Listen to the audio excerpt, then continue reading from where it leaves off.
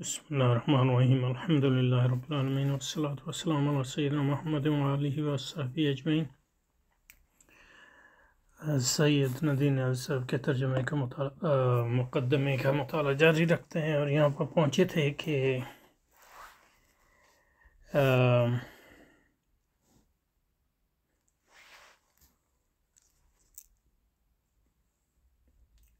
اس کا نشو نما، یعنی اگر فلسفہ عبارت ہے ذہن انسانی کے، بلکہ پیچھے سے ذرا شروع کرتے ہیں تاکہ تسلسل سمجھ میں آئے۔ دراصل عالم اسلام میں فلسفیانہ غور و فکر کو تفکر کے نشو نما میں کئی محرکات کام کر رہے تھے۔ ایک اولین اور اہم ترین اسلام، جس کی بنیاد تو پہلا اسلام ہے جس کی بنیاد کتاب اللہ پر ہے، اور کتاب اللہ علم و حکمت کی اساس ہے، لہذا یہ کوئی مخصوص فکر نہیں ہوگا جس کی اساس قرآن مجید پر رکھی جائے گی، بلکہ فکر مطلق۔ اور اس پر ہم نے پچھلی بار خاصی بحث کی، جس کا خود فلسفہ محتاج ہے، اس لیے کہ اگر فلسفہ عبارت ہے ذہن انسانی کے اس عقلی تقاضے سے کہ من حیث الکل حقیقت کا ادراک حاصل کرے، تو اپنا منصب جب ہی پورا کر سکتا ہے کہ اس کا نشو نما قرآن پر مرتکز رہے، کیونکہ قرآن جو ہے غور و فکر پر غور دیتا ہے، اور فلسفے کی بنیاد غور و فکر ہے، یعنی انسان کی صحیح اور سادہ فطرت۔ اب یہاں یہ کہہ رہے ہیں کہ قرآن مجید نے غور و فکر پر زور دیا، اور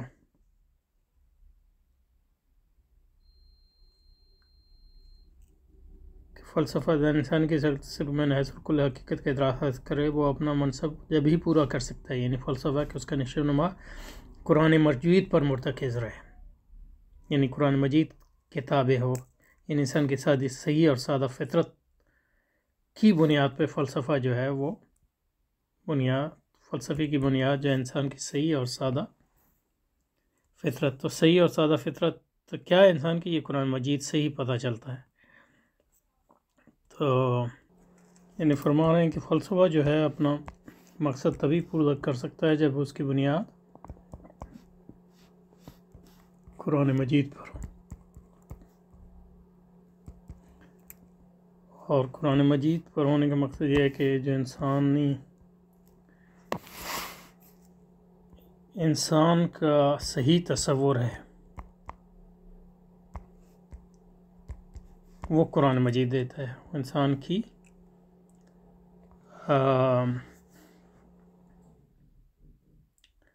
صحیح اور سادہ فطرت۔ تو صحیح اور سادہ فطرت کیا ہے؟ اس کا ادراک جو ہے قرآن مجید کے بغیر نہیں ہو سکتا، اور زیادہ تر مطلب یہ جو فلسفہ ہے، جو موجودہ جدید فلسفہ مثلاً، اس کی گمراہی کی بنیاد یہ ہے کہ اس کی بنیاد جو ہے انسانی فطرت کے ایسے تصور پر مبنی ہے جو حقیقت کے منافی ہے،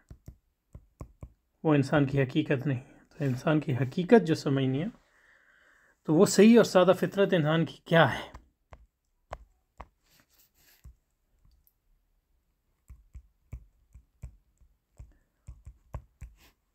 کیا ہے؟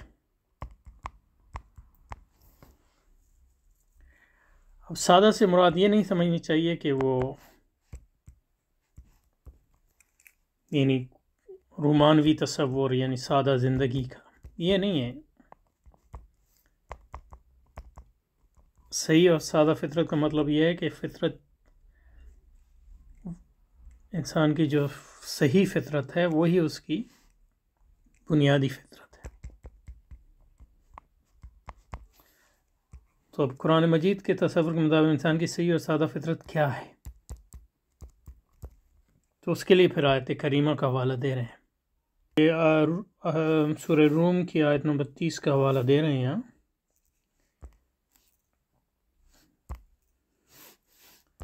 اس میں جو ہے تصحیح کی ضرورت ہے، اس کی کتابت کی۔ فطرت جو ہے یہ تائے مربوطہ نہیں ہے، یہ مصحف عثمانی جو رسول خط ہے اس میں فطرت، جیسے ہم اردو میں لکھتے ہیں ویسے فطرت اللہ التی فطر الناس علیہ فاقم وجہک للدین حنیفہ، فطرت اللہ التی فطر الناس علیہا لا تبدیل لخلق اللہ ذلک الدین القیم ولکن اکثر الناس لا یعلمون. فطرت سوتا ہے مربوطہ نہیں ہے، گول تھا، یہ لمبی تھے. فطرت اللہ التی فطر الناس علیہ. تو اس آیت میں کیا فرماتے ہیں اللہ تعالیٰ، اس کو دیکھتے ہیں. تو انسان کی فطرت کیا ہے؟ تو سورہ روم میں جو آیت شریفہ ہے اس میں یہ فرمایا کہ فطرت ہے اللہ کی جس پر اس نے لوگوں کو تخلیق کیا ہے، اور اللہ تعالیٰ کی فطرت جو ہے وہ بدلتی نہیں ہے. فاقم وجهك للدین حنیفا فطرت اللہ التی فطر الناس علیہا لا تبدیل لخلق اللہ ذلک الدین القیم ولکن اکثر الناس لا یعلمون. اس کا ترجمہ جو ہے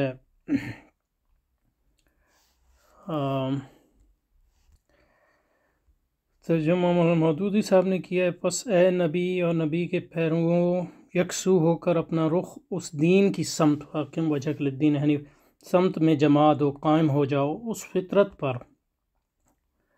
جس پر اللہ تعالیٰ نے انسانوں کو پیدا کیا ہے. اللہ کی بنائی ہوئی ساخت بدلی نہیں جا سکتی. یہی بالکل راست اور درست دین ہے، مگر اکثر لوگ جانتے نہیں ہیں. تو جس فطرت پر اللہ تعالیٰ نے انسانوں کو پیدا کیا وہ تخلیق کے اعتبار سے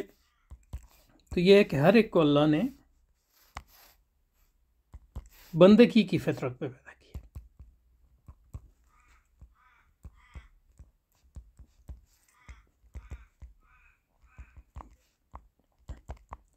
یعنی جو انسان کا خمیر ہے وہ بندگی سے بنا ہے.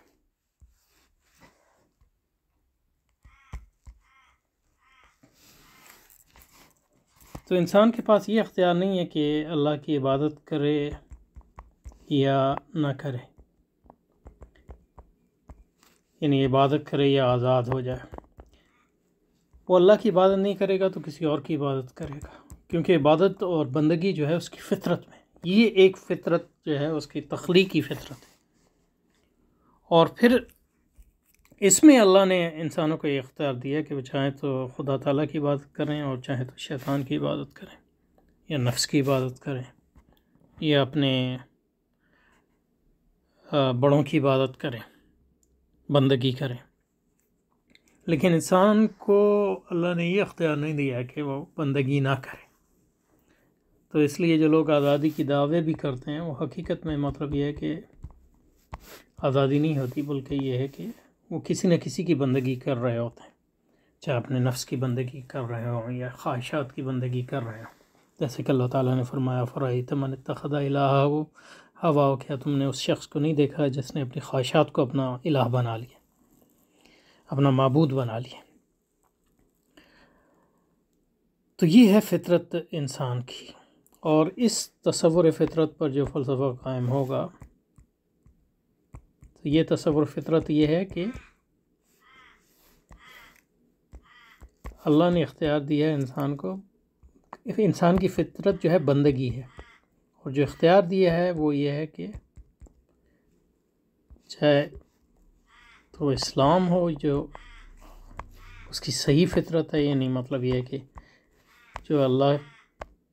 چاہتے ہیں اس سے، تو یہ اس کی فطرت جو ہے، جو اللہ تعالیٰ جو ہے اس سے چاہتے ہیں کہ اس فطرت پہ قائم ہو، اور چاہے تو وہ پھر شیطان کی بندگی، مختلف قسم کے شیطانوں کی.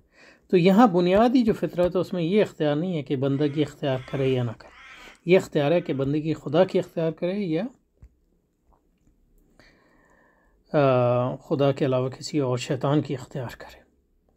اور جس طرف اللہ تعالیٰ جو ہے بلاتا ہے وہ فطرت اسلام ہے، یعنی اللہ تعالیٰ کی بندگی. اس تصور فطرت پر جو فلسفہ قائم ہوگا وہی اسلامی فلسفہ ہوگا. اس فطرت صحیح اور سادہ فطرت صحیح پر جو فلسفہ قائم نہیں ہوگا وہ غیر اسلامی فلسفہ. تو اس لیے کہ اگر فلسفہ عبارت ہے ذہن انسانی کے اس عقلی تقاضے سے کہ من حیث الکل حقیقت کا ادراک حاصل کرے تو وہ اپنا منصب جب ہی پورا کر سکتا ہے تو اس کا نشو و نما قرآن پر مرتکز رہے، یعنی انسان کی صحیح سادہ فطرت اللہ التی فطر الناس علیہ۔ تو یہ تو پہلا محرک انہوں نے بتایا مسلمانوں میں جو ہے فلسفے کے فروغ کا، کیونکہ وہ جو بات کر رہے تھے وہ یہی تھی کہ تاریخ فلسفہ روایتاً دراصل فلسفیانہ غور و تفکر کے نشو و نما کے کئی محرکات کام کریں، اور اولین اور اہم ترین کتاب اللہ ہے۔ اب دوسرے محرکات جو ثانوی محرکات ہیں ان کی بات کریں گے، اور یہاں ثانیاً مسلمان جو فلسفے کے ان معنوں میں تو ضرورت مند نہیں تھے جن معنوں میں ان کے ثانوی اور وثنی پیش رو تھے، کیونکہ ان کے پاس جو ہے حقیقت کا کوئی تصور ہی نہیں تھا، کیونکہ ان کے پاس حقیقت کا تصور نہیں تھا ثانوی اور وثنیوں کے، تو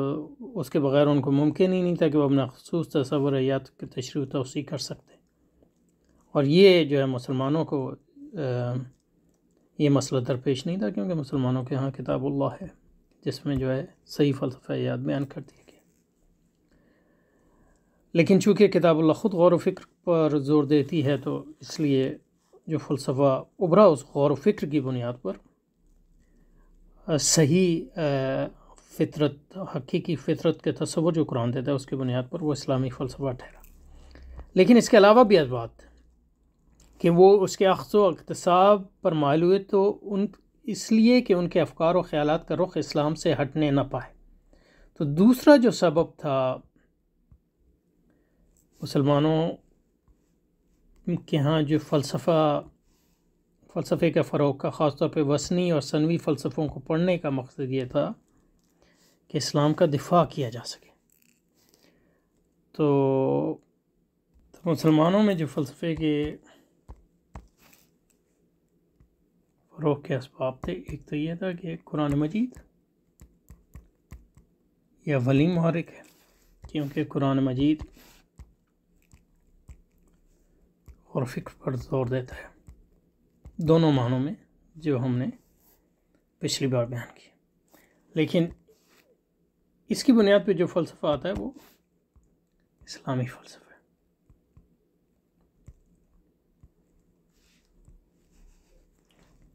لیکن یہ دوسرے محرکات، دوسرا محرک دفاع اسلام،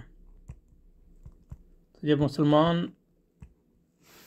اسلام کا فروغ ان علاقوں میں ہوا جہاں یونانی فلسفے کا پہلے سے اثر موجود تھا، اس کی کتابیں موجود تھیں یونانی اور رومی فلسفوں اور ایرانی فلسفوں کی، تو ان فلسفوں کے مقابلے میں اسلام کا دفاع کرنے کے لیے ضروری تھا کہ ان فلسفوں کو پڑھا جائے اور اسلامی فلسفے کی بنیاد پر ان کا توڑ بھی کیا جائے۔ تو یہ دوسرا جو ہے، اور پھر مسلمانوں کے ہاں بھی جب اس یونانی وثنی اور ثانوی فلسفے کا اثر ہوا، پھر جیسے کہ مطلب یہ کہ امام غزالی نے فلسفہ پڑھا تھا کہ اس کا رد کر سکیں، تو یہ دوسرا فلسفے پڑھنے کا اور فلسفے کے فروغ کا اسلامی دنیا میں جو دوسرا بڑا سبب تھا وہ دفاع اسلام کی ضرورت تھی۔ اور اس کو اس تناظر میں دیکھنا چاہیے کہ مسلمانوں کے ہاں کوئی بھی علم ہوگا، چاہے وہ علم حق ہو یا باطل، اس کو پڑھنا جو ہے فرض ہے۔ علم حق کو پڑھنا تو فرض اس لیے ہے کہ وہ حق ہے، اور باطل کو پڑھنا فرض اس لیے تاکہ ہم باطل کو جان سکیں، تاکہ اس سے بچ سکیں، اور باطل کی حقیقت جان کر حق کے مقابلے میں، باطل کے مقابلے میں حق کا دفاع کر سکیں۔ تو یہ فرض کفایہ ہے، اور اگر فرض کفایہ پورا نہ ہو تو پھر یہ فرض عین بن جاتا ہے۔ یہ ان لوگوں کے لیے جن میں یہ صلاحیت ہو تو ان کے لیے فرض عین ہو جاتا ہے، جیسے امام غزالی وغیرہ۔ تو یہ دوسرا سبب تھا۔ اب تیسرا سبب یہ تو اس کے اخذ و اقتصاب موت اس لیے کہ ان کے افکار و خیالات کا رخ اسلام سے ہٹنے نہ پائے، یعنی دفاع اسلام۔ یا تیسرا پھر اس لیے کہ اسلام سے باہر مہذب دنیا کی عقلی کاوشیں مفکرین اسلام کے لیے جو مسائل پیدا کر رہی تھیں. مسائل کا مقصد یہ ہے کہ جب انہوں نے یونانی فلسفہ پڑھا تو اس کے نتیجے میں جو اعتراضات ابھرے مسلمانوں کے اندر یا باہر، تو پھر ان مسائل کا جواب دینا جو ہے فرض ہو گیا. تو ان کا جائزہ لینا، ان کو اسلام کے مطابق پرکھنا جو ہے وہ ضروری ہو گیا. تو یہ اسلام کا دفاع، اور یہ دفاع تیسرا بھی دفاع کے ضمن میں آتا ہے، لیکن صرف یہ ہے کہ دفاع سے آگے بڑھ جاتا ہے، کیونکہ جو مسائل پیدا ہو رہے ہیں ان مسائل کا جائزہ اور ان مسائل کی حقیقت جاننا اور ان مسائل کا فہم قرآن و سنت کے مطابق، اور تو یہ مطلب یہ ہے کہ دفاع سے آگے کی چیز ہے. اور تو اس میں دفاع بھی شامل ہے، اور اس میں اسلام ان مسائل کی توجیح بیان کرنا بھی ہے، وہ بھی اس میں شامل ہے. تیسرا جو سبب یہ ہوا کہ جب مطلب یہ ہے کہ آپ نے فلسفہ پڑھ لیا، وثنی فلسفہ پڑھا، اور وہ اسلامی دنیا میں فروغ ہونے لگا، تو اور اس کے نتیجے میں مسائل پیدا ہو گئے جو پہلے نہیں تھے. مثلا یہ کہ عقل کا مقام کیا ہے،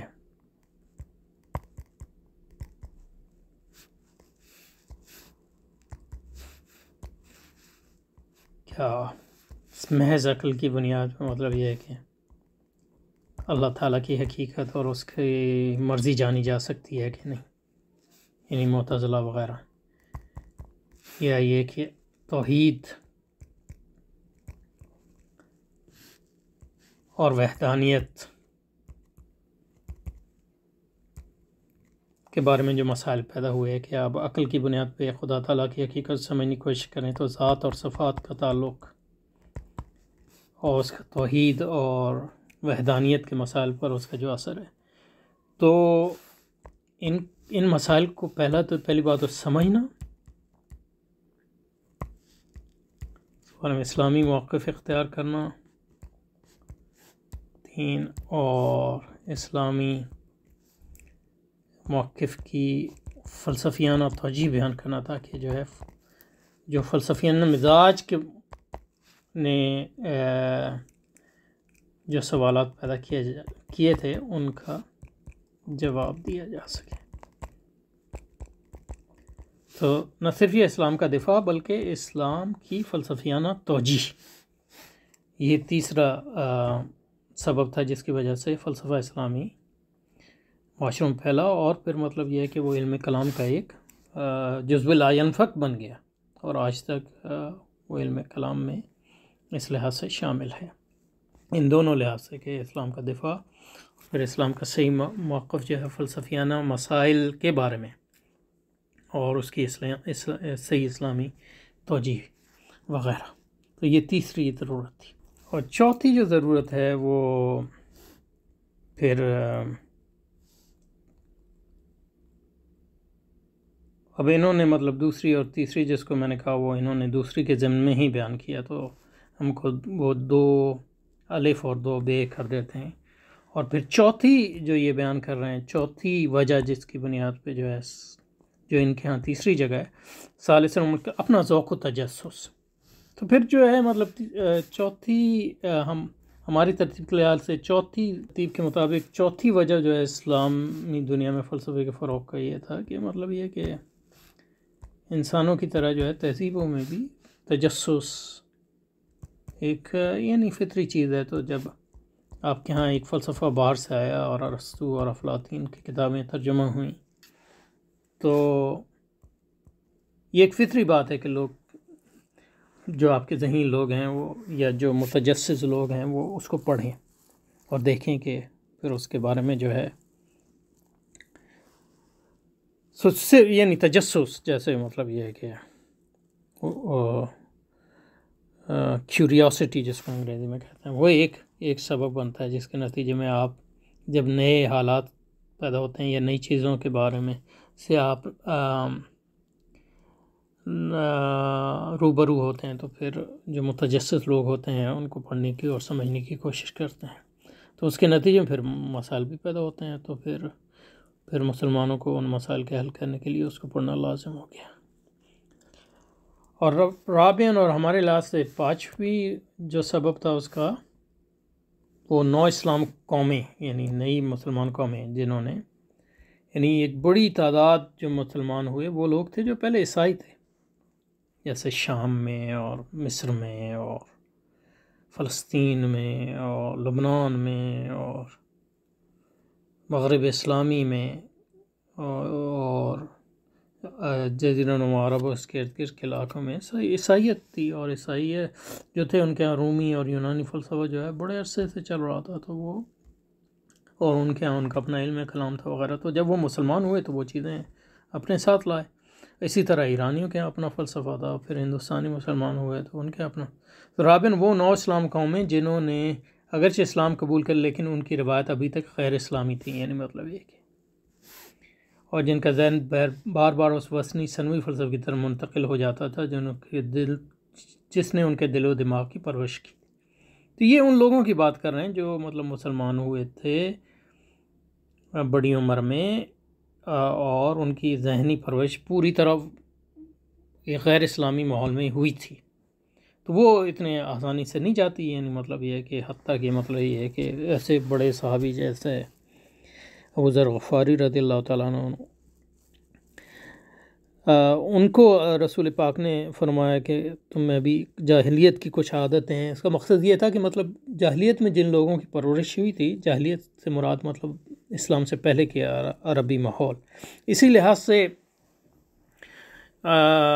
جن لوگوں کی پرورش جو ہے ایرانی تہذیب کے زیر اثر ہوئی تھی یا رومی تہذیب کے زیر اثر ہوئی تھی یا عیسائی تہذیب کے زیر اثر ہوئی تھی، وہ مسلمان ہوئے، لیکن پھر وہ اپنی تہذیبی روایت بھی ساتھ لائے، اور اس میں ہر چیز بری نہیں تھی، لیکن مطلب ان میں بہت سی ایسی چیزیں تھیں جو اسلام کے لیے جو ہے اس میں فلسفیانہ افکار بھی تھے۔ اب یہ ان پہ لاگو نہیں ہوتا جو ان کی اولاد ہوئے وغیرہ وغیرہ۔ اب حضرت امام غزالی جو ہیں محمد بن محمد، ان کے پردادا مسلمان ہوئے ہوں گے، لیکن ان کی 3 نسلیں جو ہیں مسلمان، تو وہ اسلامی ماحول میں پرورش پائے، تو ان کے حالانکہ وہ ایرانی تھے یعنی فارسی الاصل تھے،